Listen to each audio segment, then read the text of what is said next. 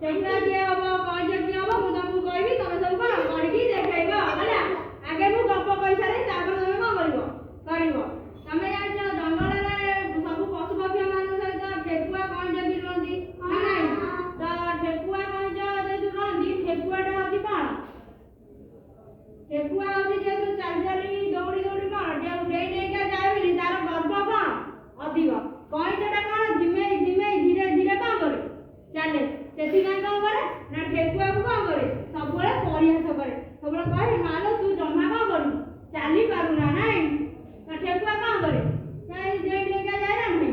ତ କଇଁଛ କଣ କରେ ଧୀରେ ଧୀରେ ଯାଏ ନା ନାହିଁ।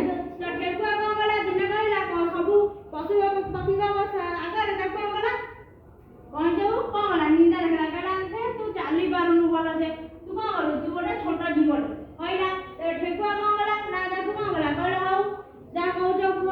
କଇଁଛ କହିଲା ତମେ ଯଦି ସେ କଥା କହୁଛ ମୁଁ କଣ କରୁଛି ଧୀରେ ଧୀରେ ଚାଲୁଛି ଧୀର ଗତିରେ ମୁଁ ଚାଲୁଛି ତେବେ କାଲି ସକାଳକୁ ଆମେ କଣ କରିବା ନା ଗୋଟିଏ ପ୍ରତିଯୋଗିତା ଆରମ୍ଭ କରିବା।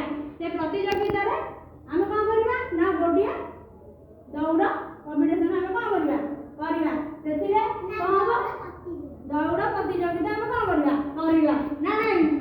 ତ ସେଥିରେ କିଏ ରହିବେ ନା ଠେକୁଆ ରହିବ ଆଉ କିଏ ରହିବ କଇଁଛ ରହିବେ ନା ନାଇଁ। ତ କଇଁଛ କଣ କରିବ କଇଁଛ କଥା କହିଲେ ତାପରେ ସକାଳ ହେଲା ସବୁ ପଶୁପକ୍ଷୀ ମାନେ ଆଇଲେ କଣ ହେଲା ପଶୁପକ୍ଷୀ ମାନେ ଆଇଲେ କହିଲେ ଯେ ଆଜି କଣ ହବ ଆମର କମ୍ପିଟିସନ ପ୍ରତିଯୋଗିତା ହବ ହେଲା। ତାପରେ କଣ ହେଲା ନା ପ୍ରତିଯୋଗିତା ହେଲା ତାପରେ କଣ କଲେ ନା ଠେକୁଆ ଯେତେବେଳେ ଗୋଟିଏ ଲାଇନରେ କଣ ଠେକୁଆ କଇଁଛ ଗୋଟିଏ ଲାଇନରେ କଣ କଲେ ଠିଆ ହେଲା ପରେ କଣ କଲେ ଯେତେବେଳେ ସମସ୍ତେ କଣ କଲେ ରେଡି ଷ୍ଟାର୍ଟ କଲେ ଗୋ ତାପରେ କଣ କଲେ ପ୍ରତିଯୋଗିତା ଆରମ୍ଭ ହେଲା। ତାପରେ କଣ କଲେ ନା ଠେକୁଆ କଇଁଛ କଣ ହେଲା ଦୌଡ଼ିବାକୁ ଲାଗିଲେ ଦୁହେଁ। ତ ଠେକୁଆ ଭାବିଲା କହିଲା ଇଏ କଇଁଛ ତ ସବୁବେଳେ ଧୀରେ ଧୀରେ ସ୍ଲୋ କରି କଣ କରୁଛି ଚାଲୁଛି ସେଥିପାଇଁ ମୁଁ କଣ କରୁଛି ଯାଉଛି ଗୋଟିଏ ଗଛ ମୂଳେ କଣ କରିବି ଶୋଇ ପଡ଼ିବି। ସିଏ ଏପର୍ଯ୍ୟନ୍ତ କଣ କରିବ ମତେ ତ ମୋ ପାଖରେ ଆସି ପହଞ୍ଚି ପାରିବନି ଆଉ ଯିଏ ଧୀରେ ଧୀରେ ଚାଲୁଛି ସେ ମୋ ପାଖରେ ଆସି ପହଞ୍ଚିପାରିବ ନା। ସେଥିପାଇଁ କଣ କଲା ନା ଗୋଟିଏ ଗଛ ମୂଳେ କଣ କଲା ଶୋଇ ପଡ଼ିଲା ଭିତରେ କଣ କଲା କଇଁଛ ତାର କଣ କଲା ଧୀରେ ଚାଲିକିରି ଦେଖିଲା ଠେକୁଆ ଭାଇ କଣ କରୁଛି ଗଛ ତଳେ କଣ କରୁଛି ଶୋଇ ପଡ଼ିଛି। ଗଛ ତଳେ ଯଦି ଶୋଇ ପଡ଼ିଛି ଠେକୁଆ କଣ କଲା ସେମିତି ତାର ଶୋଇଛି। ତ ସେମିତି ତାର ଠେକୁଆ ଶୋଇଛି କଇଁଛ ଗଲା ତାର କଣ କଲା ଆଗକୁ ପଳେଇବା ଫଳରେ ଯାଇକି କଣ କଲା ଯାଇ ପହଞ୍ଚିଗଲା ଦ୍ୱିତୀୟ ସ୍ଥାନରେ।